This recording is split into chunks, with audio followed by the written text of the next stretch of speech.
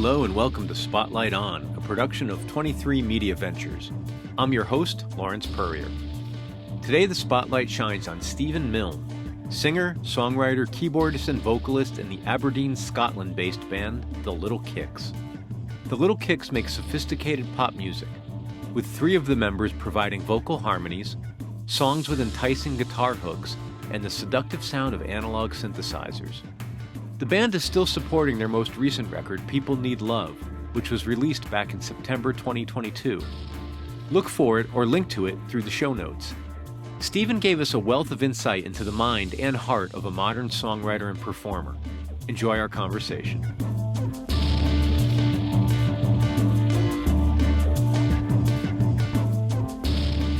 It's funny, I'm sure you already know this, and I gather it's somewhat intentional, but did you ever try Googling the band's name? Yeah, I have, yeah. And it's not always that easy to find the bits that you need.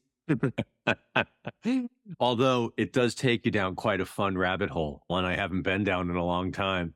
It's very funny what comes up. And I guess for the benefit of our listeners to not be coy, it's the infamous and famous Seinfeld episode of Elaine dancing. Yeah, 100%. How did actually, after seeing that episode and knowing about it for, God, it's got to be, 25 years now. I never knew that was the name of it. So it was very funny to come across that. So you did a good public service. Yeah, good. I mean, it brings up everything from like pregnancy websites to shoe shops to that. So it's not maybe the best choice, but we've stuck with it and we're still going. So we'll see. Were you a Seinfeld head? Like, was that part of the melting pot that went into making you? Weirdly, actually, I'm probably more of a Curb guy, but the first drummer we ever had when we very first started was a big Seinfeld man. He just threw a lot of episode titles into like Word and picked the one that we thought, oh, that looks quite a good band name. And then actually, I love Larry David and I love Curb, but that's more my kind of thing. Although it's horrendously awkward to watch, I do love it. It's funny you say that because I haven't watched, I actually did stop watching it at one point. It was like, I just couldn't. It made my skin crawl after a while, but I do love him. I'm probably the same. I haven't watched the last 2 because it's too much, but it has its moments. When it's on fire, it's amazing. But yeah, I'm the same. I withdraw from awkwardness sometimes. Yeah, and I don't know how much you've seen it or you care to pay attention here. Cheryl Hines, who played, I guess, his long-suffering wife and now ex-wife on the show, she's married to one of the more sort of fringe American presidential candidates. Oh, right. I didn't know that. I think she's in the news lately for lots of unwanted reasons. Oh, no. Yeah. Her husband, let's say he's skeptical about science. Right. Okay. Oh, no. Anyway, so it's been a minute since the most recent record came out. And I wonder, what have you guys been up to in the intervening months? Like, are you on a record release tour schedule and you do that every few years? Or I see you've got some gigs recently. What's cooking in the world of the Little Kicks? The album came out, last September, and we'd started it in 2019. Well, we'd worked on it for a long time, but we essentially finished recording it before the pandemic. Oh. Basically, like, we were recording in Glasgow, about 3 hours from Aberdeen. So we were up north of Scotland in Glasgow, a studio called Chem 19, which is Paul Savage from the Delgados' studio. And we were probably 2 sessions away from being finished when COVID happened. For a band like us, we do everything ourselves. We're not necessarily on the record release intensive schedule. It's more up to our own pace. And, we all work as well as the band and have family and stuff now. So it was, let's wait until things look a bit better before we bring it out. And for us, it's the gigs that push the record. I think the record's one thing, but I think seeing the band live always helps shift the vinyl and other things, like every band really. And if we just drop an album on Spotify without PR money behind it, it's just going to fall into the other releases, the well of other releases. So doing the gigs keeps that ball bouncing, so to speak. So the album came out, we decided to take it out in 2022 when things were much better. We did a raft of gigs across Scotland and a couple down towards the bottom of the country. And then the last part of this year, we've just decided to do a handful of gigs and push them as each a big show. We've got one this week in Edinburgh coming up. We had a summer show in our hometown, make that a big deal, maximize it, move on to the next one. I think with us having family responsibilities and work responsibilities, it's easier for us to navigate that. And actually, we're enjoying it more because you're not putting huge amounts of pressure on yourself to balance all that. Getting a van and gig 5 nights a week is not really an option for us. We did a decent tour last autumn when the album came out of gigs back to back, and again in the summer. So we're likely to do like 2 tours a year and probably stick to drivable distances in the UK at the moment. Although we are playing in Spain in October, that's a flyover and fly back thing. We've played gigs in Holland and Germany and stuff before. Yeah, that tends to be what works for us, is that kind of intense week or so when you get really tight and you go and do 6 or 7 gigs, and then we come back from that and we push it in different ways for a while, and then, but it's certainly not a treadmill. There's no pressure for us, so to speak. Feels like there's still a bit of legs in the record. It came out last September and we did 2 or 3 singles beforehand. We feel like it's a strong record for singles, so there's a couple of other songs that could become singles this year before the year's out. And just keep that momentum, maybe not momentum, but it's something we're really proud of, and just keep the record out there and as best we can with the resources we have, which for an independent band is fairly limited. It's a very strong album. The songwriting is phenomenal. The playing is top notch, but it's engineered and produced and mixed so well. It's got great sonics to it. I agree with you. It does sound like every song is like, wow, this is a big song. Like each one sounds so good. There's a little 2-minute long piano song in the middle of the record called Communicate, and that was the most sparse. The mics were pretty much right in the body of the piano, as if you're in the cupboard next to the piano listening to it. And that was a palate cleanser for the record, because it is a big record and there's lots of strings and big arrangements and lots of things going on. And I think Paul, the producer's skill, really shows that you put it on, but I don't feel it becomes overwhelmingly jam-packed. It's very well balanced and things pop in and out. And it's a bit of a dark art, that production engineering thing that's way above me. I'm glad you feel that, because that's how we felt about it. And when we were sharing it with people tentatively to get, what song do you think is a single? It was never the same one that came back. It was like, there was a couple that matched, but what was really good was, hey, track 8's really strong or track 9's really strong. We were like, oh, we hadn't thought of that one, you know? So it's nice to have that options rather than we've made this thing and we've only really got 2 4-minute songs that push it. So I think we've been in quite a strong position with it and we're really proud of it. So it's good. It may be self-evident, but I would love to ask, just to get your point of view, is the album as a unit, is that your sense of the work of art? Or do you ever see a world in which you might think about putting songs out as you record them or become more serial in nature? Like, have you thought about how the making and the distribution of music is changing, or do you think in terms of albums? No, I think it's a really good question, because like I'm working on songs now with the view to like trying to get the thought of another record, but it's really difficult to write when you box it into like an album in your head. It's trying to get away from that. So don't think about trying to write another record, try and think about just writing songs. And it's a really good point, because if you try and write a record, it might take me 6 months to write 10 songs. That's what's happening, is it's taking me quite a while, because I'm setting myself some rules that I don't want to repeat from the last record, and I want to make it different to the last record. But actually, if I do that, it might mean by December I'm bored of the song I wrote in May, but that doesn't mean it's not a song. Maybe it would have been better to just stick it out and get that buzz going. And we're in a position now where we actually could do that. We've got our drummer is very hands-on in production, and in COVID, one of the things he did was took on a rehearsal space and has got it into a studio level rehearsal space. So we could probably record ourselves now and put things out as and when, which is kind of terrifying in a way, because I quite like having that outside influence too. But I see that all the time. Bands just releasing singles constantly, and it's maybe just because of my age and my old-fashionedness. I think of it like, oh, a body of work and an album is the be-all and end-all. Like, feels frivolous to just chuck a song out on Spotify with no vinyl or no weight behind it. But that's actually just how music's released now, and I think I probably need to get over that, if that makes any sense.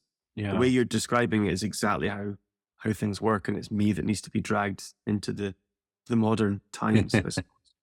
I don't know that it's necessarily a settled issue, of like, that's the way it will be now. But I do think there's interesting opportunities for experimenting with, even if the album is the ultimate work of art, the interesting thing to me that I haven't seen a lot of people experiment with yet is the order in which things come out. You know, Mm. Hmm. could imagine a world where you still did, where the album was a later collection of maybe your favorite bits over a course of time, like where the album was more curated, or if you wanted to be mechanical about it, the album was the songs that the people responded the best to, or, Yeah. Yeah. or not, or whatever, you know, or it was paired with art. Or I had a guest here, he made a cookbook that went with his album. And like, that was his thing. He loved cooking and he loved playing. And I think it's an interesting time, but as with all these things with social media and everything else, it puts a lot back on the artist because now you have to do that thinking as well. Hmm. Probably one of the things that holds our band back in a way, but one that also I feel like is a strength, is that we don't just have one sound in a way. So our most popular song in a live setting is like a 9-minute long disco thing that goes off on a bit of a tangent and has build-ups and stops and stuff. And we're quite lucky that our audience seem to, on the record that we just put out On and On into On and On, and it's a 9-minute long thing as well. And it's like, we have that buy-in from our audience that they seem to be music-loving people that, oh, you've got a 2-minute piano song that's quite sad. Oh, you've got a 5-minute Fleetwood Mac type thing, or you've got an 8-minute long synth thing. And I think having the basis of an album gives you the canvas to be like, oh, this song's a 3-minute pop song. That's fine because that's great. That's what people like. Oh, I've got this 6-minute long moody thing. And I think if you were just writing singles, that might get shelved. But because you have an album, you can go, well, that does possibly fit here and balances the lightness of this other piece. I quite like that we've got that option in our sort of arsenal, because if we had a management who were like, we just want 10 singles, like if you watch the Lewis Capaldi documentary, he's an amazingly talented guy. Whether you're into his music or not, his label are desperate for 10 of that song that made him huge. And he's got that pressure, and it's horrible. It's physically horrible watching what happens to him. And I couldn't go through that. I don't think someone demanding 10 number one singles would be too much. And having the freedom to try and write singles, but also balance it with other stuff's exciting to me, if that makes any sense. Yeah, of course. Yeah. I certainly don't want to be naive about it or have false nostalgia for some mythical time that may or may not have existed, but it does seem that the outcomes are better. Rather than telling Lewis Capaldi to go back and write 10 more of those songs, it would be, go be Lewis Capaldi 10 more times and let's see what he does next and where he goes. And, trust the artist to do what they do. I mean, that's how he got there in the first place. Yeah. And it's quite telling that in the end they go, do you know what? We can't actually match that thing that you did. So here's something totally different, which resets the tone. And I think I'm quite old fashioned in my way, but like there's a few bands I love, like Future Islands. They just seem to drop a song every couple of months. And it's usually my wife's playing it in the kitchen. I'm like, oh, this is a new Future Islands song. I didn't even know it was out.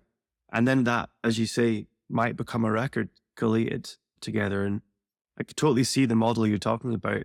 As a consumer, I suppose it's easier to digest an artist's back catalogue if there's just 3 songs up there and they're all bangers. It's like, okay, these guys are great. But yeah, it's interesting. It is worth thinking about, I think. Something that engaged me with that model was during the pandemic, the Gorillaz were doing that. They were putting out a track every 4 or 6 weeks. It wasn't clear how long that was going to go on for. I'm not sure if they knew or not.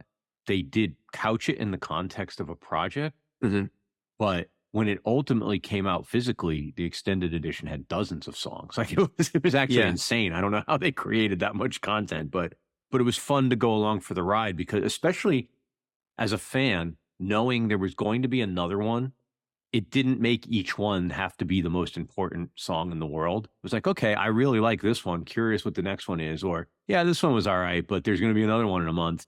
It was neat. It was fun. It was a neat ride to be on. I never thought of that point of view. That's an interesting way to look at it as well. I never thought of that. For me, I think as well, it's probably to do with, like, I'm in awe of, it's funny you talk about Gorillaz, I'm in awe of Damon Albarn. I think the volume of output that he does is unbelievable. Like the new Blur record's brilliant. And I was listening to a lot of podcasts like this where people talk about process, and he just demos all the time and has this system. And I think the difference for me is I'm probably writing so much less now that I almost feel more precious about it because I used to write so much, maybe before kids came along and different responsibilities and things, that you're kind of able to do, oh, there's a quick 3-minute song and there's something else. I find it's taking me longer to put things together. And for that reason, I'm probably a little bit more precious about them and spending a few months on a song and then just sticking it up online. I'd be like wanting to put some weight behind it. But at the same time, that's really old fashioned. And when you hear about him, the way he does it, he's just putting stuff out left, right, and center, and it's getting out there, I guess.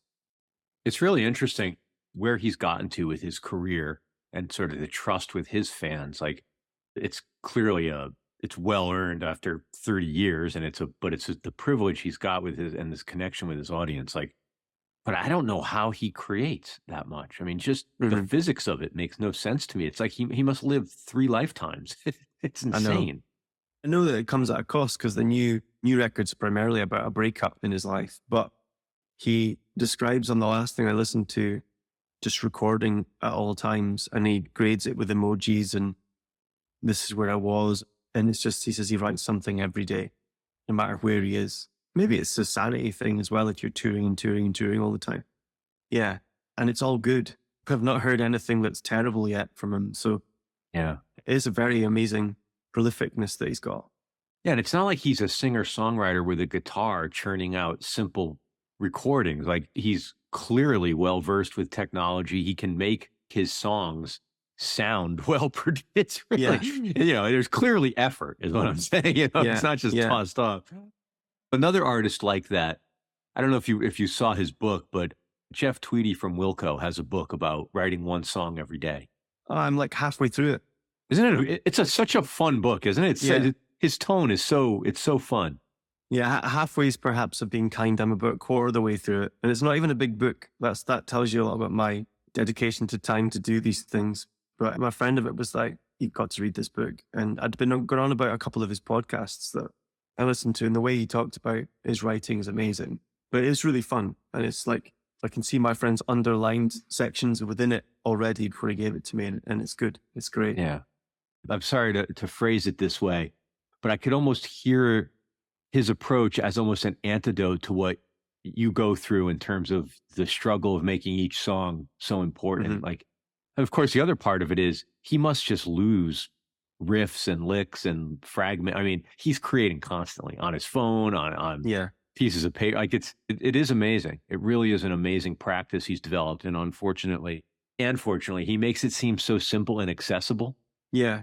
I feel foolish for not creating all day, every day. I know. It's like, I was listening to his Mark Maron podcast, and I've always been quite into Wilco from afar, but never been like in love with them the way people are in love with them. And I think it was just until they get to a certain age, it didn't connect as much, if that makes any sense. There's a few bands like that. And he just dug an acoustic guitar out and one mic on this podcast with Mark Maron, belted out I Know What It's Like from his solo record. I was like, whoa, like that is amazing. And then I kind of went back through, was like, oh, I forgot I know this song and I know this album. And then Yankee Hotel Foxtrot. And now I'm like totally in the Wilco zone now, going out. Because sometimes when an artist's got like so many albums, it can be daunting to know where to start, Absolutely. And everyone recommends a different one. Everyone likes Summer Teeth or Blue Sky Blue, or whatever it's called. And it's like, okay, I don't know where to go here. But something that's constant is just he's just got some character and some talent there that you can zone in on straight away. He's doing something interesting, I think. Yeah. It's great. We'll be back with more Spotlight On right after this break. Did you know that Spotlight On is completely self-funded by the team that produces it? We're always looking for ways to keep the podcast self-sufficient without sacrificing the listener experience or the integrity of the show. The best way we could think to do that was to ask for the support of our listeners. Please consider making a donation to help cover our annual operating expenses. Go to spotlightonpodcast.com and click the word donate. If you can, please do. If you cannot, please don't worry about it. Just continue to enjoy the show. We're happy to have you as a listener. Thanks. And now, back to Spotlight On. How is your tolerance or enthusiasm for being in that van changed over the years? You've mentioned now a couple of times about family and other responsibilities. When you're walking out the door with a packed bag and a guitar or a synth or whatever it is you're carrying under your arm, are you saying, I'm going on vacation, this is going to be great? Or are you saying, oh, not this freaking van? Ugh. I think the key to our band is that we're doing it in a way that's fun.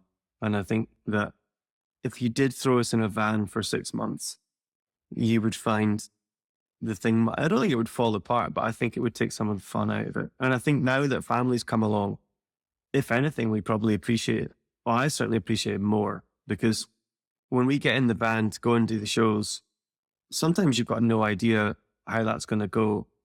In the past, the excitement was driving down the road to wherever and there's 50 people there, but it could have been 300 or whatever.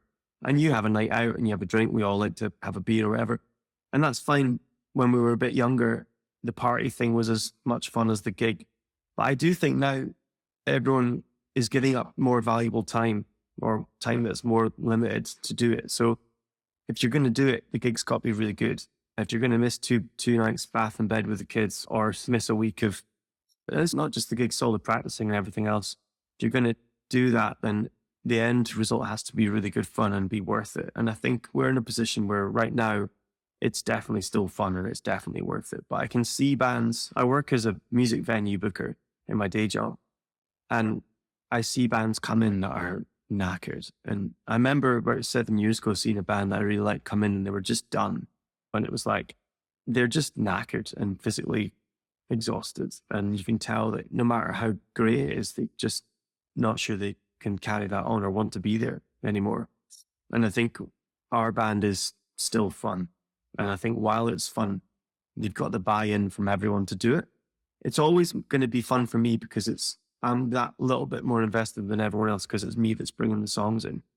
I always feel very fortunate that these 3 other guys are willing to like get in the van and put time and effort into the project. Although we're equally in the band, it is probably my project in terms of it's my ramblings in my pajamas that we're responding to. So I feel very grateful that the older we get and the more challenges that come up with that they'll do that. But yeah, it is definitely still fun, but we 100%, I feel like we appreciate it more, probably since COVID as well, because that weekly hit in the room where you're bashing a drum kit or you're thrashing a guitar and setting up where you chat to your pals is really actually a huge thing for men.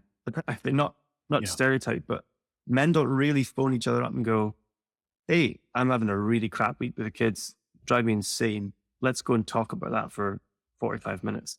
But what they will do when they're hanging out is naturally talk about that side of things or family life, and then it's like you come back and you drive back and you're like, oh, I feel like I've released something there. So the band for me is definitely a positive thing. And I would like to hope that's how the other guys feel too. Were you able to maintain both connection with your bandmates as well as any kind of creative life through the pandemic? No, we were on WhatsApp and stuff. We were in touch, but I didn't write anything in the lockdown at all. I say that I have heaps of voice memos of tiny pieces of something, no lyrics whatsoever. Just here's a little synth bit thrown in and then kind of forgotten about, or here's a guitar bit. And I really didn't want to write about the pandemic. I was like, whenever this comes back, no one wants to be reminded of lockdown. I've caught it creeping into a couple of new songs lately and I'm stamping it out. Wow. It comes in overtly, not just mood or illusion? Yeah, like I finished the song this week and I think it's probably about how I felt. There's a couple of lines about how everyone was in it together, yet it felt quite alone at the same time. And I think I live out in the country about 20 minutes from the city. You couldn't go, obviously, without you out with your zone or whatever. And I moved into my in-laws because our house was getting done up. The day before the lockdown, our house got ripped out. So I was in my in-laws with none of my kit, all my kit. I've got like a music space at home and all my kit was at home. And I thought I was going to be there for 4 weeks. And then COVID happened. I was there for 5 months. And my venue that I work for very thankfully survived. The company survived. It's not my company. It's the company I work for. But they got through it. But we all got furloughed, effectively paid a wage to go off. Yeah. And I had a second kid. I've already had a kid and then our second kid was born in January 2020. So I just reverted into dad mode, really, from like May 2020, I got furloughed. I was like, right, I'm just going to do dad stuff. And that was great because it was like, you had to focus on that. And then in someone else's house, it wasn't really like I could sneak away and write a little bit here or there. I did a couple of house gigs. Actually, that kept me going. So that was something. From the Little Kicks page, we did some acoustic gigs and me from home every 3 weeks. So I didn't overdo it. I didn't jump on every night going mad. But yeah, there was quite a few where you jump on, do an hour, and people seem to get a real buzz out of that. That was a nice thing to do to keep in touch with people, I think. In hindsight, that was probably ticking that itch to just do some gig or some performance. But no, not really. I didn't really write anything. Not start to finish anyway. A few bits. Have you found anything has changed in you as a songwriter, whether it's approach or subject matter, or even more broadly? How do you think about subject matter? Are you confessional? Do you play a character? Do you have a mode there? I definitely think if you're going to try and connect with someone, then with music and the lyrics, the more open you are, the better, really. It's something I probably shied away from in the past a little bit until this last record. The songs were definitely about things, but I think that last one was particularly quite personal. And I think I tried to ramp some of it back a couple of times and kind of went, well, there's no point ramping it back. If I ramp it back, no one's going to connect with it. So I think doing it now and the shows we have done since it came out, there's been a handful of people come up and really connected with that and said, oh, that song's about, I've really identified with that, or they'd lost someone.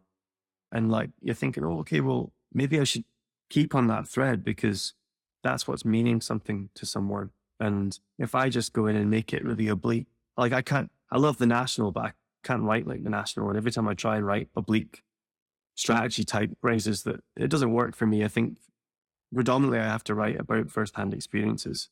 And that's probably why I struggled in COVID, because it was like, I'm not doing anything. Or I'm going to the shops for the first time that week. No one needs to hear a song about that. So yeah, it has definitely honed it in on, I'm going to try and continue to be quite open, I think. Like I was a bit terrified about it the first time we did a BBC session over here. The guy was like prodding me on some of the themes and I thought, oh, I don't know if I'm comfortable talking about that on the radio, but actually it was quite easy. By the time it came out, it was quite easy. And it was like, that's what people are going to dig into. If you dodge that and make it sound like it's about nothing, then why should people connect with it a little bit? So I kind of learned that with the last record, and then writing since COVID, I suppose I've tried to feed back into that as well. Yeah. I always find it interesting to talk to an artist, especially the writer.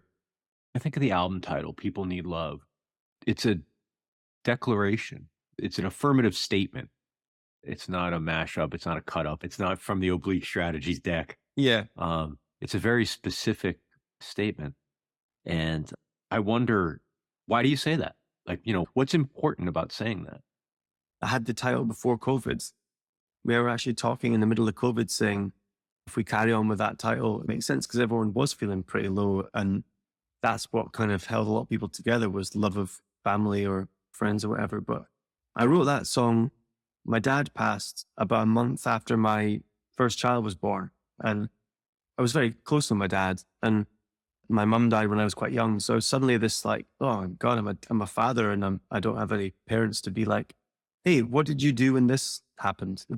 Or also like, I totally understand now why things happen a certain way. And you have this newfound respect for your parents because you're like, oh my God, it's not easy. So that was a lot of that kind of sentiment. And that People Need Love song, I was dealing with that grief process probably specifically in that song. And it started off verse by verse. I don't remember laboring over it. It was just, that first couple of verses, and it was going to be a little Leonard Cohen interlude thing, couple of minutes.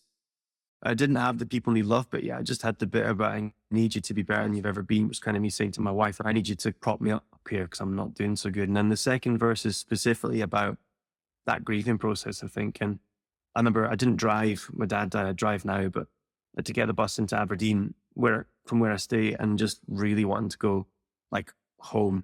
I was returning to work and I was like, I just feel like I'm like, it was just the kind of grief thing was just like battering me over the head a little bit. And I think that thing of like, why is the world kind of carrying on when you've lost someone that means so much to you? That's the hardest thing about that process. You get quite firstly, you're quite angry and confused.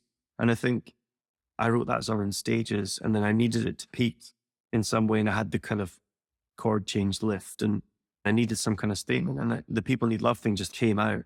And I think I was probably talking about myself and my family. My family are great. I got on really well with my family, but we're not great at like probably giving each other a hug and saying to each other, are you struggling with this? Or you, and it was an awareness that we all need a bit of love here because we're all in the same boat. I'm the oldest of three. So I was like dealing with a few things then that fell to me. And suddenly I felt like, whoa.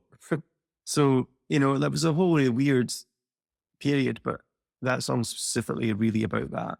And when I sent it to the guys, I was like, hey, here's an 8-minute long song. Pretty obvious what it's about. If you guys aren't comfortable, I understand why this would be a bit of a Debbie Downer. Like here's an 8-minute long song about this. And to their credit, they were like, oh, this is great. Like really love it. You've got to work on it. And I did temper it with the Dracula.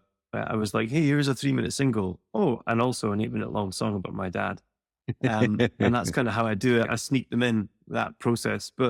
And to their credit, they were like, yeah, let's work on it. It's really good. And then they were like, that thing sort of sums up the feel of the record. So it became the title and the sort of crux of the album. Yeah. Well, thank you for telling me that. That's okay. I'm curious about Dracula because when I first listened through the album, I was interrupted about halfway through the song. And then when I sat back down to resume listening, I decided to go watch the video before returning to the album. Oh, yeah. Yeah. And I tell you that because now my experience of the song is completely entwined in the video. I can't. Yeah. In the story, in the little narrative that runs through the video, which is great. It's such a nice video. But is it a literal interpretation of the song is my first question. And my second is, because I didn't pore over the lyrics, who is the Dracula in the song? What's really good about doing the video thing is you meet people who are creative and passionate and they have ideas and they get this whole different thing from your words, which is an amazing experience because sometimes they say, tell us what the song's about, and then they go off and they come back. And we've only made 4 or 5 videos in our time with that level of detail that aren't just performance clips. And they got it as this guy. So there's a bit in the song about social media and Hollywood lies and things, which I can explain. And then their video interpretation, it was this guy who's trying to break out on Instagram and whatever. And ultimately the woman comes along and frees him and says, just dance and enjoy yourself and don't worry about the stats and stuff. And that kind of feeds into like the tracks. I was on honeymoon in America. I was in Los Angeles on honeymoon. We went to LA for 3 days, then we went to Hawaii, and then we went to San Francisco. It was amazing. Long story short, we went scuba diving in LA, and my wife swallowed some of the water, so she felt horrible. So she wanted to stay in the room. And I was like, we're in LA on honeymoon. I'm not going to just sit in the hotel room. So I went for a drink in the bar. And I was nursing a beer in the bar, and there was this club night on. And I was following a lot of things on Instagram because I wanted to be able to go back and go, oh, we were there, and like reminisce on these little cool places. And I love all that Hollywood stuff about like the Chateau Marmont and all that. I love all that stuff. The Instagram for the hotel had all these women in like no clothing going, get down here now. It's so buzzing. It's jumping and there's cocktails and it was Halloween. That's what it was. It was around about Halloween. But then they were all sitting in the lobby on their phones, bored out of their minds because it was actually dead and there was no one there. And I was just sitting there like, this is the epitome of the problem with social media because they're trying to coax all these men probably down. It's jumping, and then you get there and there's not a soul in this nightclub. And that was probably quite early. So to be fair, later on it could have got busy. But I just thought that was a really interesting thing about Hollywood lights. It's glamorous and looking through pictures of lies. And then to make you think, oh, I wish I had that thing of jealousy. That's incredible to have witnessed that. And I jotted the idea on my phone as a piece, as a thought process. And then we got this 70s synth, the Stupor synth, and it just does all the mental arpeggios and fast stabs and stuff. But separate to this, I was working on what if you made this really kitsch disco song using this bit of kit that we have acquired. I have in my room that I'm in just now, I've got a lot of vintage posters on the wall just because it's beige, white, without them, and it's really boring. It kind of like you've got amazing pictures behind you because it's more stimulus to your thought process, I would imagine. I've got one of a Bela Lugosi Dracula advert. I just put it off into film ads. So one day I was like, I'm going to make a theme tune for a really kitsch Dracula film, like the soundtrack of that. Like that was my kind of brief in my head, was make this really 70s cheesy B-movie song. And then it really became more than that very quickly. It was, there's actually something in this. And I called it Dracula. I actually called it Dracula with the K initially because my idea was it was like a rip-off and they couldn't get the rights to the real character or whatever. And then it all came together when I remembered about that LA thing and that kind of, it's not just an LA thing because it's everywhere, but that's kind of what that's about, is the social media disparity of trying to get people to believe lies. The verses, truth be told, are really just that thing that disco songs have where they're not necessarily that deep. I'll be honest with you on that.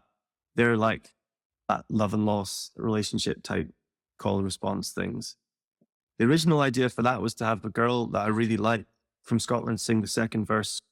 I really embraced that 70s thing, but then I thought that was too far, so we abandoned that and just kept it to be ourselves.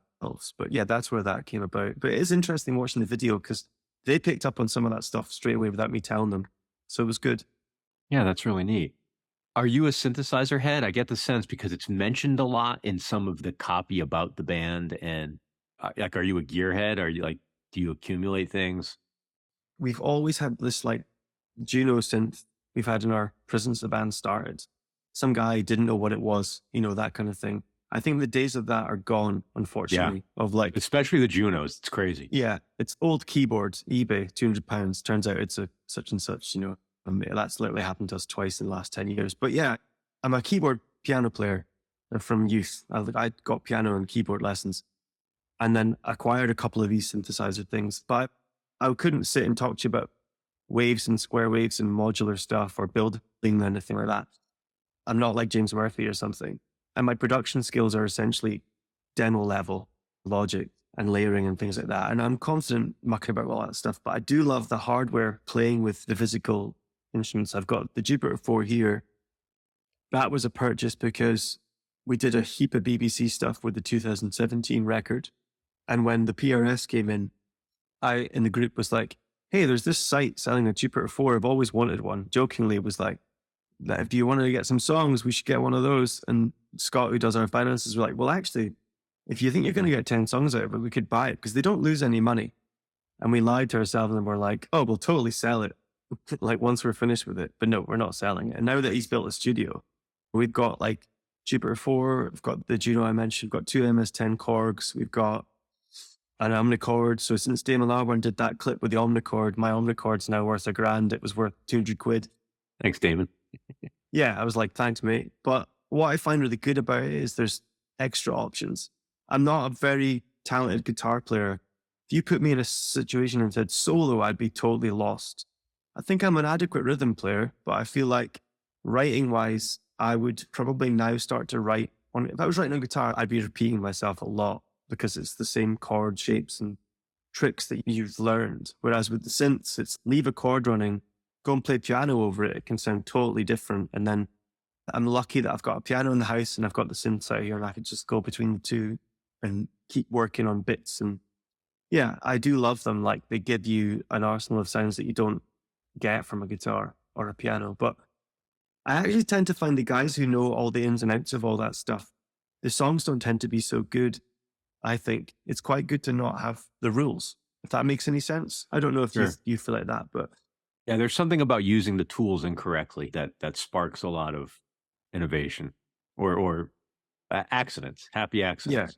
Yeah, I'm a definite fraud in that you'd think by some of the stuff we've got, I would be programming and know all that stuff, but I'm more like, I'm trying to get a sound that I like, and once I find it, I jot it down and I take a photo and things. But yeah, no, I do love them. Like the last record, I would say, not just because of the cost of it, but the Jupiter is on almost every track. And there's 3 tracks that wouldn't, it's maybe 4 that would not exist if it wasn't for it. So it's a worthwhile, and it's that thing of get someone a new toy, they'll get something out of it, you know? Yeah. So yeah, we are quite into that, I would say. Does it come out with you when you play or is it you recreating it all in the box? So we've got the Roland sampler pad, SPDS X, I think it's called. Our drummer Scott's very adept at like putting these things onto the sample pad. And essentially there's 4 of us playing what could be a 6 or 7 piece band easily. Wow. The thing with us is we can't tour. I mean, the Juno I've got, you'll turn it on and it'll just go, no thanks. It's so unreliable. There's one guy in Scotland who services these things, and I was down seeing him a couple of times. He's done a great job of the things we've got. But it's like, he said to me, this is like having a vintage car. You only buy this if you are either able to fix it yourself or you have a lot of money to keep it running. So he's like, treat it like a car. Turn these things on every 6 days and let them run for the day, and then turn them off, play them for half an hour.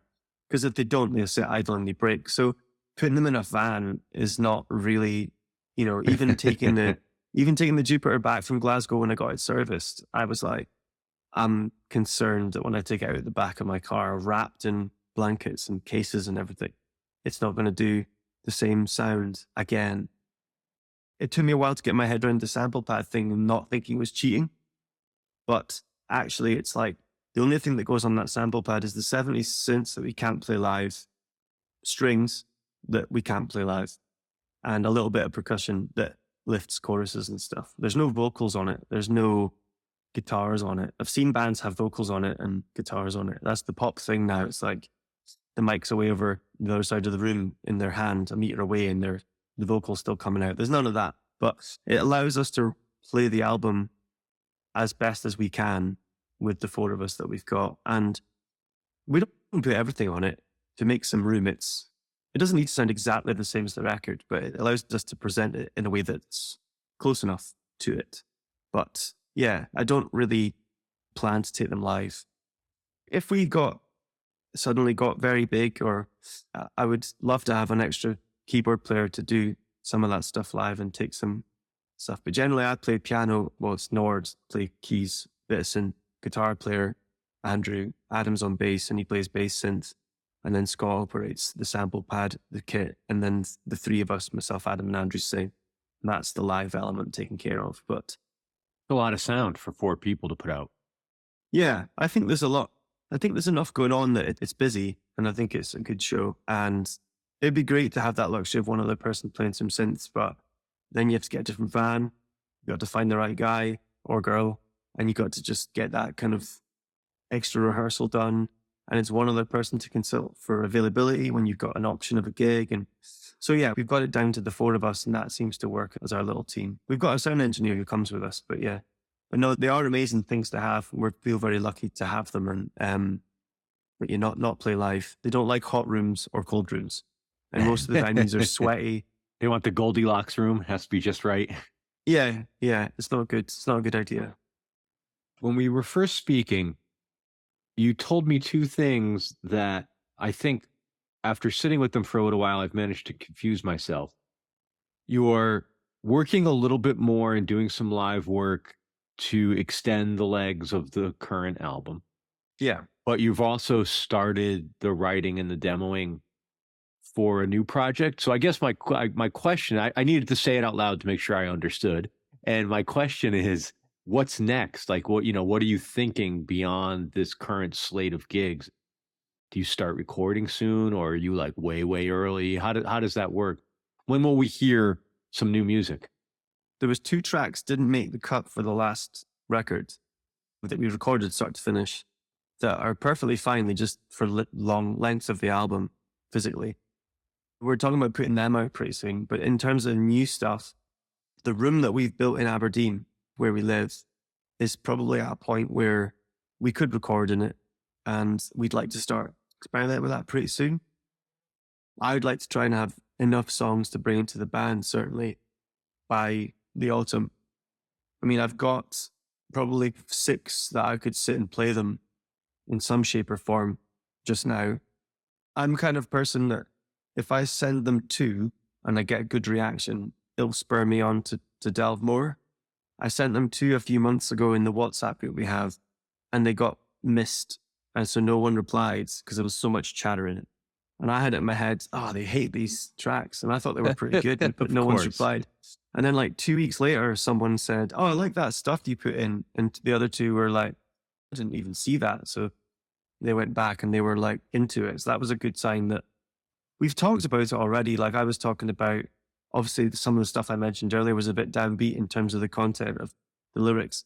I want to not do that. I want to make not deliberately a party record, but I want it to be, I don't want to sing any more songs about that stuff. I don't want to, unless it naturally comes up, and it might as a bit of a hangover because it's an ongoing process, but I'd like to make something that people can throw on and enjoy as a kind of, a bit like our live shows. It's a bit more of a punch to it. So then with that in mind, I'm working on stuff already. And I tend to work in these kind of scenarios, like in the evening on my own, go and build the idea up, throw it together in some shape or form, and then I'll bring it in and share it.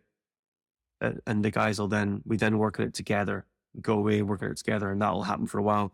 Might have 2 ideas running at once. Yeah, I'd like to think we could be in the studio by February, March, maybe. Our own studio, that is. The guy we worked with in the last record was amazing, Paul, but I feel like for us, with this new space that we've created, it would make sense for us to try that this time around. So that's our plan. Start of the year is try and get stuck in. All right, well, I'll look forward to that. And please keep me posted so that when there's new music, we can share it. Thank you so much for making time. I really enjoyed speaking with you. Thank you so much. No, it's all right. Thanks for taking an interest in it and for supporting it. I really appreciate it. Thank you so much, Steven Milne and the rest of the Little Kicks. As always, thank you for listening to Spotlight On, a production of 23 Media Ventures. I'm your host and executive producer, Lawrence Purrier. We're produced and edited by Michael Donaldson, with theme music by Q-Burn's Abstract Message. For past episodes, web-only exclusives, to make a donation to support our production, and to join our mailing list, visit us online at spotlightonpodcast.com. Thanks for listening, be safe, and stay in touch.